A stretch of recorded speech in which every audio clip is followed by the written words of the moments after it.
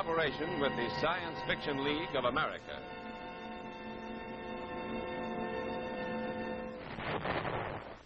Peace. But the sound of marching feet continues in Europe. Refugees, millions of them displaced, wandering aimlessly across the war-torn face of Europe, seeking only food to keep alive. Any shelter amongst ruins in which to sleep, anything to clothe little bodies. Today, 12 millions are displaced in Europe alone. Some ethnical Germans forced to return to a country they never knew because of the shuffling of boundaries, joining the 2 million Germans already unemployed. Each day, nearly 2,000 migrate into Western Germany, underfed, diseased, undermined. For some, the displaced persons camps provide temporary relief. But for the core of the unplaceables, the aged and sick whom no one wants, there is no hope in Europe. Their hope must come from you. To help in this cause, the nonprofit organization CARE asks you to send packages today.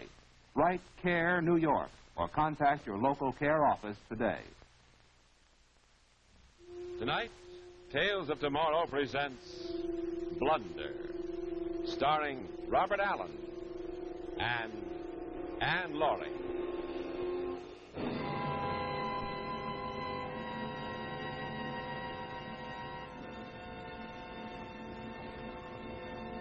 Ladies and gentlemen, this is the Earth. Just as it might look if you were standing on the planet Venus instead of being here in this planetarium. Earth being 25 million miles from Venus, our planet would not look much bigger than a giant. And even at that, there wouldn't be many days on Venus when the atmosphere would let you see as much of it as this. Now, we have had so many questions about what might happen if an atomic explosion got out of hand, or if a comet came swinging our way and made a collision, that we have made an arrangement to let you see how it might look from out in space. Of course, you must understand, this isn't anything that's going to happen. The interesting thing is that it wouldn't look like much at all, even if it did happen. Just some light flaring up like this. And perhaps going on that way for a few million years. Or maybe just scattering off into gas in no time at all. The mathematical odds against a comet or a wild star swinging into the Earth's orbit are enormous. And of course, there isn't any human being foolish enough to touch off anything that might get all the way out of control, even with the A-bomb and the H-bomb. No, scientists believe that the end of the world, when it comes, will be a natural one, not man-made. And it will not come for a matter of some 15 billion years. So I suppose we can all just sit back and relax. Of course, there isn't any human being foolish enough.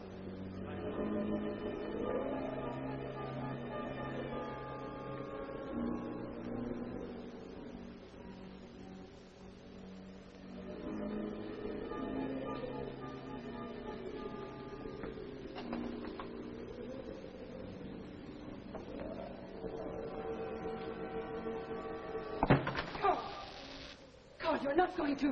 No, Jane. I'm just getting things ready. You see, the activator doesn't work until the switch is thrown. Now, I told you the experiment wouldn't start at 9, and it won't. These last few minutes, Carl, they seem to take longer than all the years you put on this experiment. Well, at 9 o'clock, we'll know the answer. After the activator starts the bismuth reaction. Reaction? But, Carl, you can't go through with it, not until... Jane, I'm not backing out now. I've told you there isn't one chance in 100 of any trouble. 1 chance in 100? I'll call it 1 chance in 1,000. I've gone through these calculations over and over, and the answer is always the same. Bismuth fission is possible.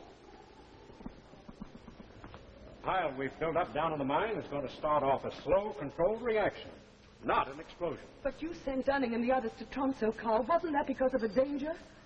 Their work here was over, Jane. Now, after the reaction starts, then's when our work starts, the making of contacts, hiring a full workforce, getting in the lines to get the power out. Oh, we'll have a natural furnace a mile square and hundreds of yards deep. The whole Arctic Ocean to draw on to supply power for all of Scandinavia. Everson, Dunning and Company's going to be big business, Jane. Very big business. I didn't have to make any contacts in Tromsø, Carl. But you wanted to send me away, too. Well, we're stuck out here in the wilderness, darling. Why should a man ask his wife to stay here yes, when... Carl, why should you ask me to stay here when that... I never could fool you, could I? You're not sure, are you, Carl? No, don't try to fool me. You're worried, too. Well, all right. Maybe there is one chance in 100 of trouble. I don't suppose there's any point in not facing up to it now. Well, then you do admit that this could go wrong, Carl. That this particular way could be more dangerous than all they've done with uranium and all the other elements. Yes, there is a remote possibility that by splitting the bismuth atom, we might touch off oxygen. Oh. Touch off oxygen? Oh, now, wait a minute, Jane. I just said there was a remote possibility. Theoretically, the sun could explode tomorrow, but it isn't likely. Well, this is the same. But oxygen's everywhere. It's in the air. It's in water. Why, Carl, the whole world could become a gigantic atom bomb. That's right. Well, then shouldn't you be reading more data, Carl? I mean, you always used to check and recheck your information, and this time you haven't even paid any attention. Carl, there were reports from Dunning and the others, and you haven't even read them. Why, if Joaquim Ortega gives up on this, well, mightn't the danger be the very reason? I don't know that anybody's given up, Anne. Things that are published are months, years behind events, and I could read myself blind and not be 1 millimeter further ahead than I am tonight. And what's the point of reading anything when it's so heavily censored? Oh, look, Jane. This dinner was supposed to be a party, wasn't it? Carl, listen to me. You and Dunning have been working here in secret, but outside the secret stage is over, Jane. My final report has probably already been published. Ortega and Stackpole have most likely already seen it. Now, if they want me to hold up the experiment, Jane, it's too late. There's a time for study and a time for action. We've come to the time for action.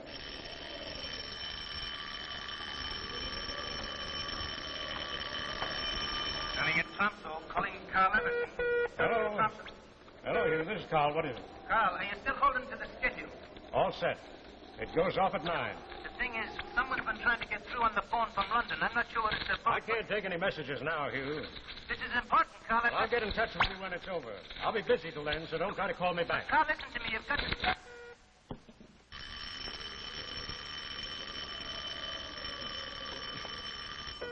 Look, Hugh, I told you no more talk till it's over. But there's a call from London, Carl. I'm cutting out all the way now, so you'll be just wasting your time if you try to get me back. But, Carl, listen, you've got to...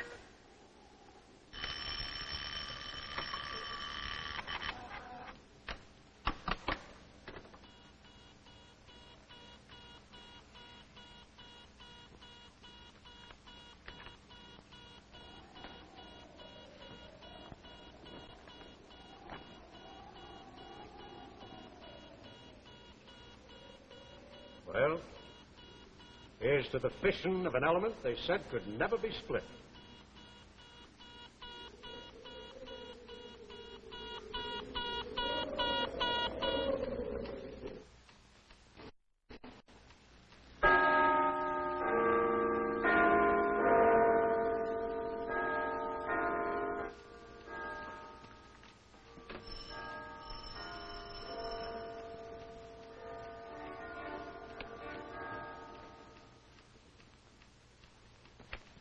Dr. Ling, open up.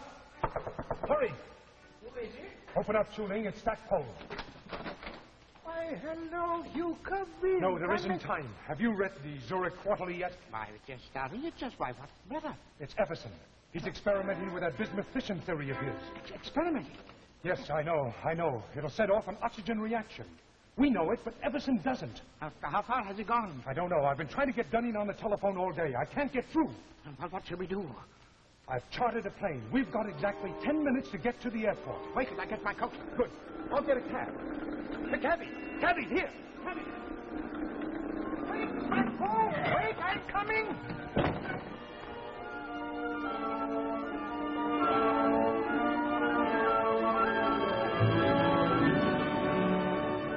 Grandfather, I think you better... In the old stories, Elena, the princess always kissed the one who was sleeping. Grandfather, I didn't mean to wake you. I was just leaving the afternoon mail. Oh, I'm wrong. It was always the princess who was kissed. The famous Dr. Ortega is never wrong.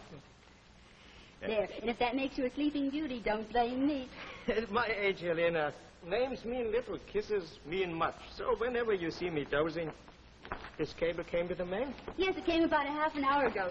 I was wondering whether I should wake you, and then I thought... Is it bad news, Grandfather?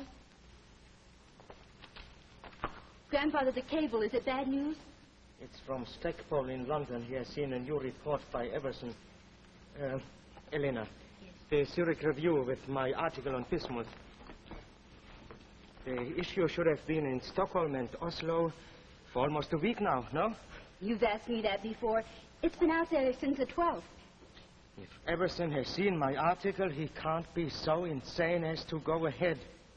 It was in warning to Everson that I wrote the article. Got the material declassified exactly for him to see.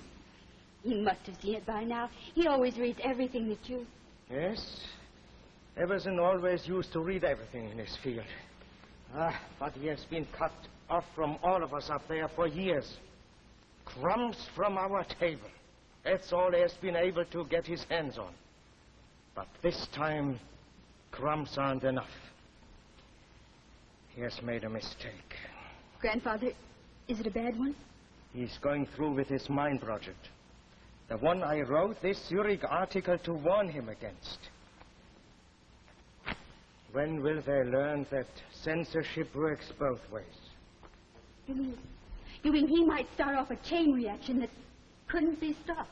There are no absolutes. It might stop when... When the Earth was gone. When the oxygen was gone. The Earth and all life on it would go too, of course. You said this is what might happen.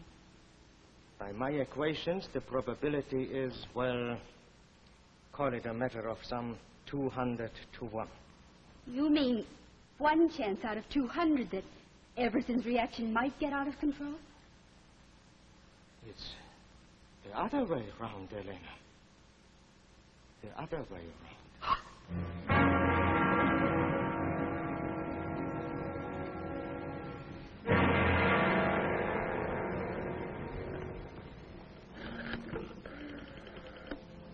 Operator, this is Joachim Ortega calling. I want to put in a person-to-person call to Washington. To the President. Yes? The President of the United States. Dunning, you don't seem to understand. It's a disastrous mistake that Everson's made. Chuling and I have flown here from London to try and stop him in time. Aye, that I can understand. You can They're all great lads for stopping things. You can read it for yourself here in this article Ortega put out. Everson hasn't allowed for the factor of K under pressure. I'm an engineer, Stackpole, not a nuclear physicist like yourself and your friend here. I've read your article through twice, and I can see nothing that affects our plans at the mine. If you will excuse me, Mr. Dunning, there might not be 20 people in the world who could understand this warning which Dr. Ortega has written. But Carl Everson is one of them. If he is proceeding, it can only mean that he has not read the warning. I've sent on every scientific journal that's come to us here in Tromsco. If you say that the journal's been out for since the 12th, well, it's been in Carl's hands now for 3, maybe 4 days now. Dunning, we're wasting time, and there may not be much of it left for any of us. You said that you were in touch with him not 10 minutes ago. Will you please get in touch with him again? I'll tell him that you didn't want us to interrupt him. I'll tell him that black is white.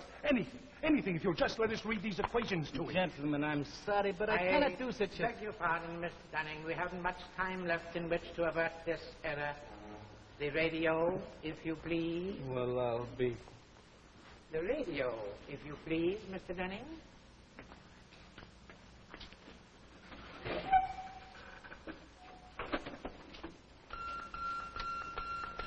Dunning at Tromsø, calling Carl Everson. Dunning at Tromsø, calling Carl Everson. I can tell you now there's not a chance till after the test. What time is it scheduled for? 9 o'clock tonight, but Carl said he was setting out his receiver till afterward. Look, Dunning this may be only an outside chance, calling but Carl it doesn't need both of us.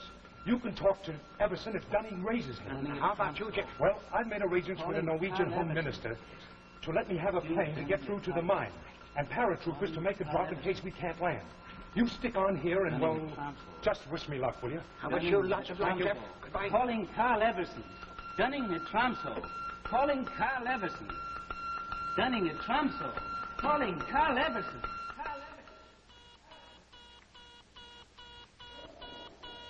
Look, Jane, can't you remember that this is a celebration? In exactly 18 minutes, we'll be showing the world a wonder that'll still be supplying light and heat and power for centuries to come. What about the children, Carl? What happens to the children of the world? Well, they'll be born into a world of plenty.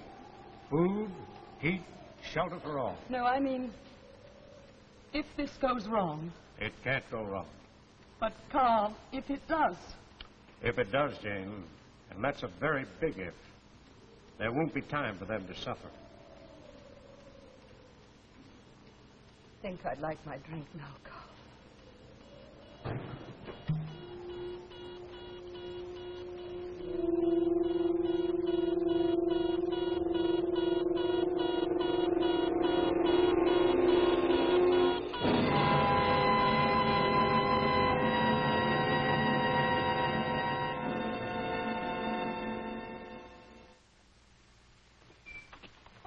Dear, have a good day? Payday is always a good day, sweetheart.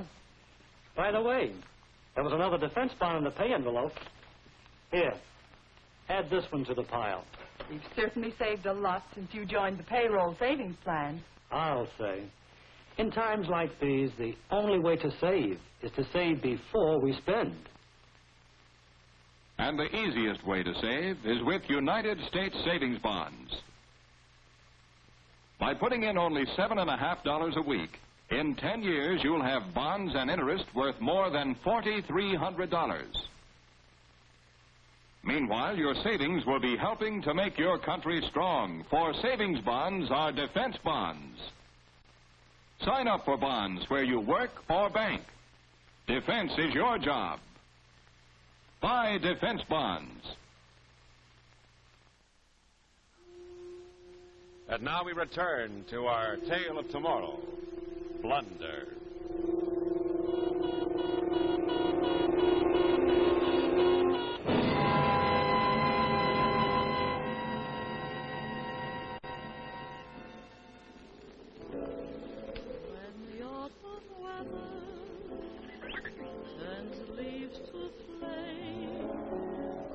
One hasn't got time for the waiting game. Oh, the days dwindle down to a precious few. September, November, and these few precious days I'll spend with you. These precious days I'll spend. We interrupt this program to relay an urgent warning to Carl Everson. To Carl Everson, to Carl Everson. Dr. Ortega of America asks you to hold off until he can talk with you. Don't start the reaction. Hold off and call Tromso. Dr. Ortega asks you to hold off and call Tromso.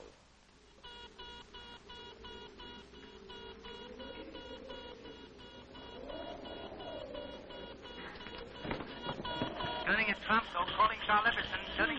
This is Jane. Thank God, it's Carl there. He's got to listen to me. Now, look, Jane, I didn't want you to stay on, but since you're here, remember you're just as responsible for this project as all of us. We've got to go through with it. I'm scared, Carl. Carl, I'm scared.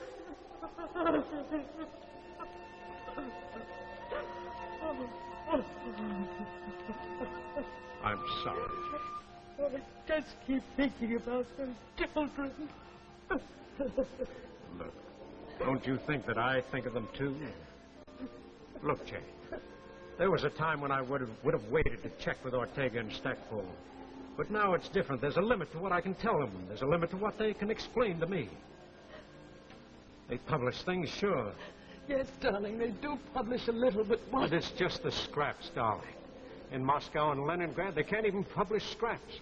But if I can once show them that bismuth fission is a workable, existing reality, I'll make them all talk.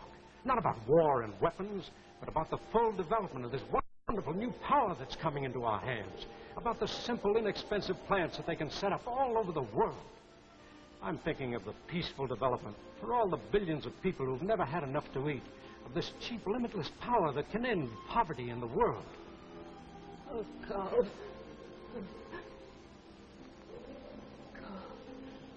Carl, that's a wonderful dream. But the responsibility, do you have the right to take that on yourself?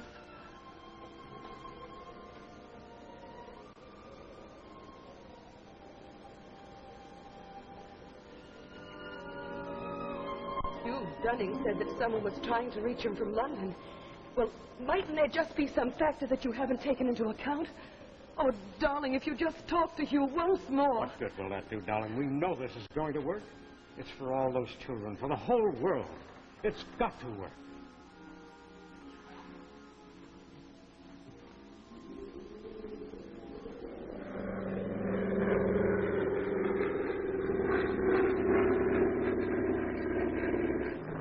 Coast again, Mr. Stackpole. It'll be a few moments now. Does the pilot know his way from here? Yes, we've trained over this area.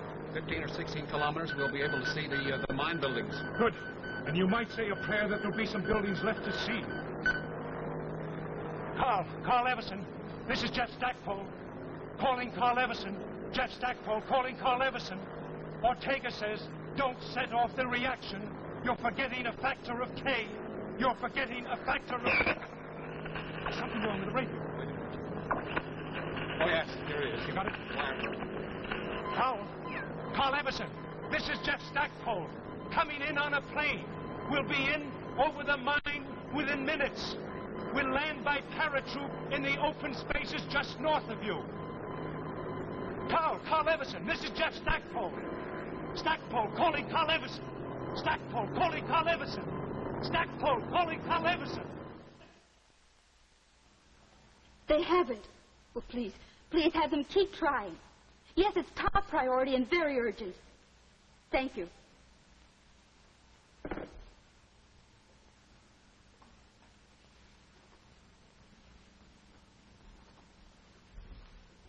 They've got Tromso, but they can't get through to Everson. Chuling's there with Dunning, but they can't get Everson to answer. Stockpole's gone in by plane. He should be dropping to him within minutes. Good. My dear, I think you are in trouble. You think I... It's your move, and I suspect you are going to lose at least the bishop. Grandfather, you just said that the whole world was in danger, that within minutes we all could be blown to nothing. And yet you can sit here over a chessboard and say... Helena, dear, they reach Carl Everson in time now, or they don't. If they don't, there's no remedy that can be devised against this irretrievable blunder. So, let's see about your bishop. Grandfather, there must be something that we There's nothing more now. Not from here. What can be done is being done. Perhaps we've all been afraid too long. Now, I have regrets, but there seems very little fear left. Regrets? Big ones, little ones. I could wish to have seen you married. The new strain of melons we are trying out in the garden, how they'll turn out. Those are two of the big ones. For a small one, here's a formula on the properties of magnetic attraction at low temperatures that I would have liked to work out just a little further. But magnetic attraction has nothing to do with bismuth fission. Or perhaps with anything. But I'm still curious. Grandfather, you can put your mind to a new problem when... When I should be attacking your bishop and queen. Leonard, I'm sorry. But it's still your move. You think I'm going to lose the bishop? Just watch.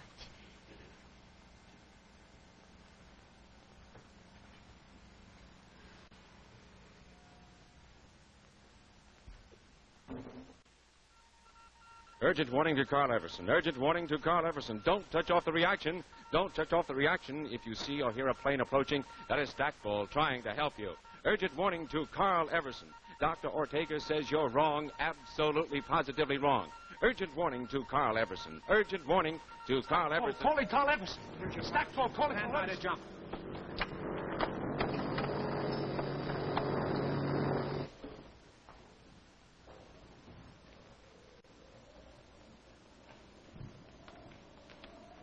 Well, that's that. Well, it's just minus 52 seconds, darling. Carl, after it happens, will it be long before we... Before we know, it might be 6 seconds, might be 8, depending on how long it takes for the acids to eat through the plates down below after the reaction starts. And then if everything's all right, will we know right away? If it goes past 8 seconds, you'll know that we're off on schedule and everything's under control. If it doesn't, I doubt very much that we'll know that it didn't work. Carl, there's one more thing. Now, wait a minute, Jane. No more, you promise. No, it's not about calling Dunning or what's happening down below. It's about us, Carl. I was wondering if you'd kiss me.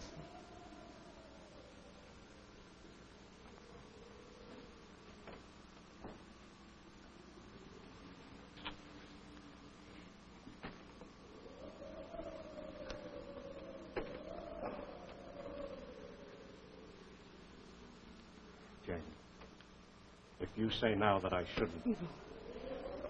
I'm ready now.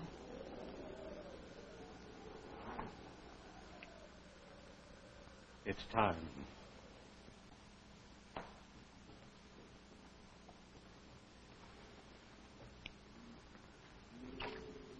Well, here's to the future.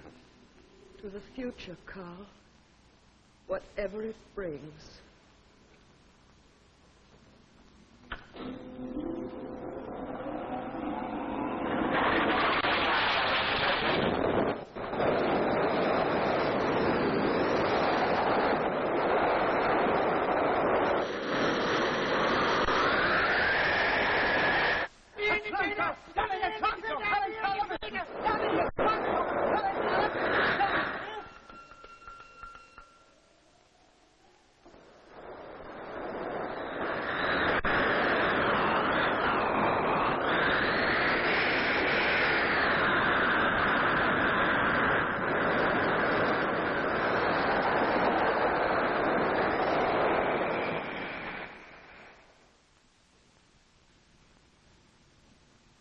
And, of course, there isn't any human being foolish enough to experiment with atomic fission. Our scientists know exactly what they are doing. There isn't a possible chance of a blunder.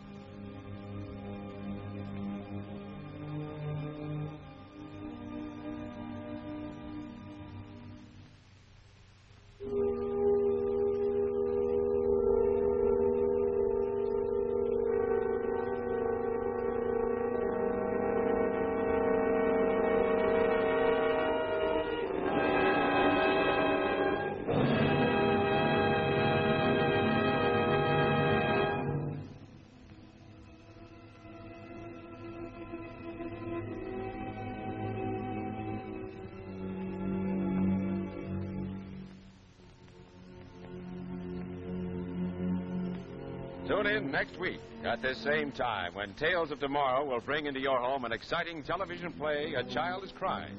Mr. Walter Abel stars in this gripping story of a youngster upon whom depends the security of the United States. Remember Tales of Tomorrow next week at this same time. The preceding program, originally telecast by ABC in New York, has come to you by special video recording. This is ABC, the American Broadcasting Company.